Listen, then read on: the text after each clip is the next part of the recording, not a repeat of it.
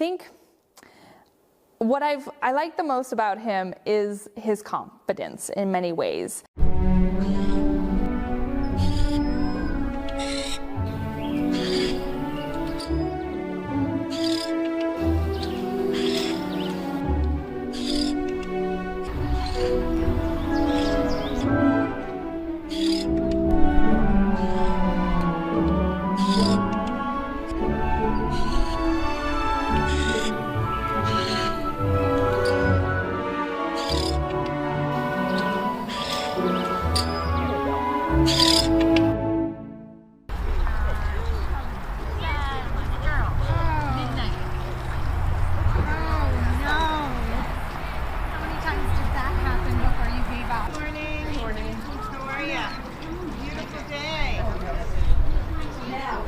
You.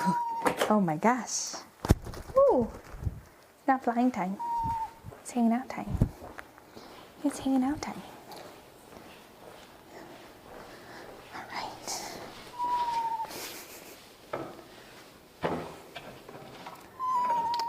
Hi, Daddy. It's a very common story for somebody to have heard kind of right nearby. It's an interesting phenomenon of not being totally aware of what you're listening to or seeing, or your brain not really paying attention to things until you know about them. And so I am originally from Quebec. I lived in a place that was a little bit rural, but there was, you know, lots of houses nearby, lots of fields nearby, but a nice little area of forest right behind my house. And I don't remember a single time hearing barred owls or seeing barred owls really in that area until I was working at VINS. And then that first summer of going back to my parents, we actually heard the barred owls in the woods, and I think we've seen them nearby as well, so right near the house in the last year or so as well. So clearly, probably they've been there the whole time. We've just not really been keyed in on them. And so it's kind of an interesting phenomenon of not really having interpreted owls as my neighbors until moving to Vermont, seeing them a lot more because they're all over the place, and having seen them right near my cabin in the woods, that it was kind of special to go back to my kind of childhood home and be like, they're here as well. Vermont, lucky for us, we have these gorgeous woods all over the place, and they are prime habitat for barred owls. And so there's many people who have seen barred owls in our area, but also mostly heard them. So they commonly come to our backyards, they commonly come to our bird feeders, take advantage of the birds that are attracted, and so they are our neighbors here in Vermont. One of the suggestions I've heard recently is take a walk around your woods and check all of the little holes in the trees. Count them. Your little trail in your backyard, the trees in your backyard, you count 10 big tree holes. Next time you walk, you might see 9. And that's a cue that I think there might be something like bundled into that hole that's making it look like a tree more often. So a good way to find an owl is one that's kind of camouflaged with the tree, and the way to find it camouflaged is to know that there's a hole usually there. And so that's a really great way to kind of pay attention to them, is just looking for those holes in the trees. Okay, I don't need those teeth. Where am I going? Did I just hit you in the face? No, you're good.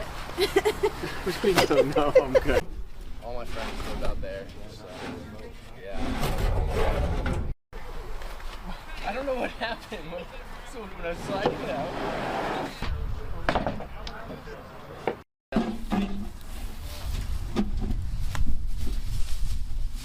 Yeah. Kind of crazy. Right? You got the fun job.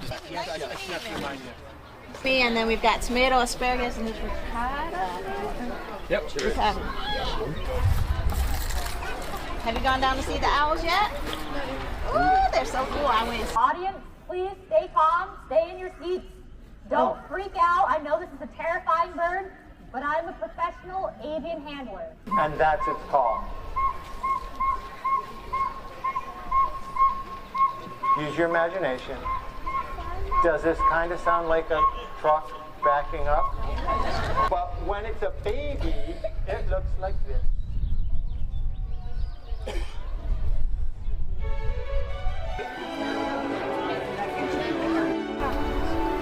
Okay.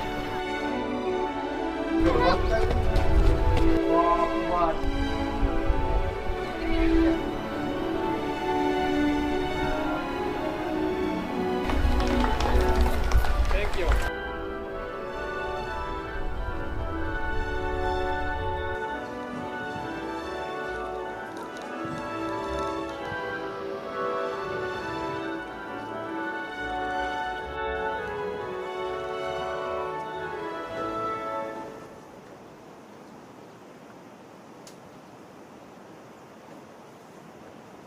When I got here, I was very jealous because of the magnificent facility that you've been able to build here, the structures, the housing for the birds. I mean, all of the educational aspects that are available at this site. It's amazing. I would encourage everybody out there to come and visit this because it's definitely worthwhile. At our center, we're small, we're on 1 acre, so we really focus on just the handling, the caring, and the rehab of the birds of prey, and do educational programs off-site or and occasionally by tours by appointment. But it's, you know, the main thing is when I got here, it was like, holy cow, this is what a nature center should be, because it's such a valuable asset to the community. We need more organizations like this around the country that educate, and that's the one thing, strong thing I picked up here from VINS is the education, and making education fun and exciting. And when you've got live birds and you can do that, that brings that excitement, that brings something to life, that brings something real to the young people and to the adults. There's a lot of adults that don't have a clue about what is around them in the natural world. I guess my message would be to become involved. Actually, I am very hopeful about the future. And I think a lot of it has to do with the children you see running around here. They are experiencing something that oftentimes I never experienced as a child. I had no idea that, you know, about our natural, you know, owls and raptors and birds of prey and all that. We weren't paying attention to them at that point. Now I do a program and I have a 7-year-old who's telling me more about raptors than I know. And they will come and they will rattle off facts. And those young people are the ones who are promoting this in the future. So yes, there is a glimmer of hope.